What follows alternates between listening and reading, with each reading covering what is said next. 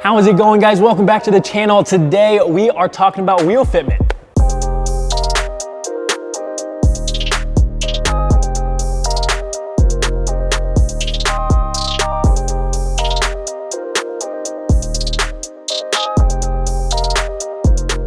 If you guys haven't already done so, please hit that subscribe button down below so you don't miss out on any content. I'm gonna try and have it out every Tuesday and Thursday. And we just recently reached 1,000 subscribers, which is absolutely amazing. And thank you guys.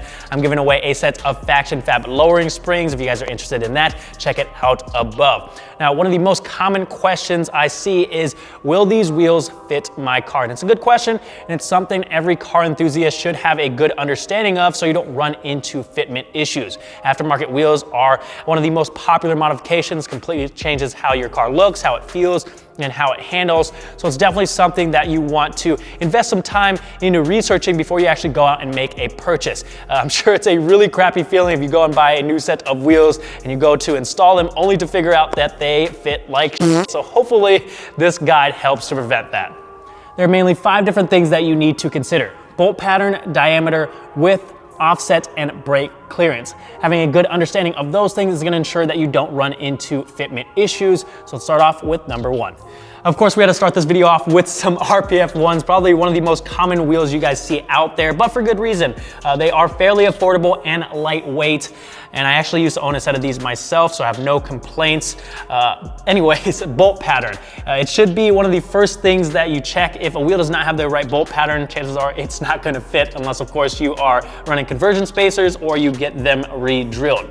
You're gonna see 2 different numbers representing the bolt pattern. The first one is gonna let you know how many lugs there are, and the second is going to tell you how far apart they are. For example, if you guys have a 5 by 114.3 bolt pattern, that's gonna mean that you have 5 lugs, and they are 114.3 millimeters apart. Depending on how many lugs there are, that's gonna determine how you take that measurement. For example, for a wheel with 5 lugs, you're gonna measure from the back of one hole to the middle of the second hole away from it.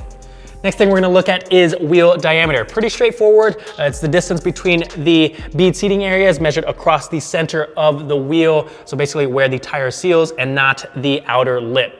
Usually the goal is to maintain the same overall diameter with both the wheel and tire compared to the OEM setup so that the speedometer is still correct and you don't run into any fitment issues. So let's say you're looking to run an 18-inch wheel instead of a 17-inch wheel, you're gonna wanna compensate for that with a different size tire that's not as tall. That brings us to width, which is the distance between the 2 rim flanges. A lot of the time, car enthusiasts are looking to throw on a set of wider wheels for the added stability and handling. Wider wheels means you can run a wider tire, which gives you more grip. However, you do need to make sure that when you are increasing the width of a wheel, it's not gonna interfere with any suspension, brake, or body components, which is the perfect segue into wheel offset.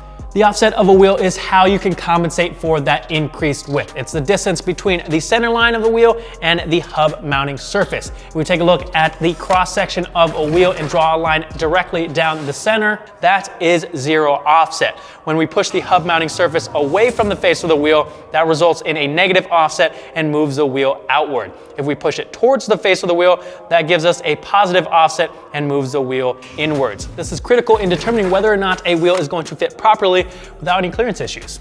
Another thing some of you guys will need to be aware of is brake clearance. This kind of incorporates a couple things that I've already gone over, like diameter and offset. Obviously, the diameter of the wheel has to be large enough to fit around the caliper, but that's only part of the equation. The caliper also needs to clear the spokes of the wheel, which can be a little bit tricky because it varies from wheel to wheel and even varies with the same wheel of different offsets due to the design of the spokes.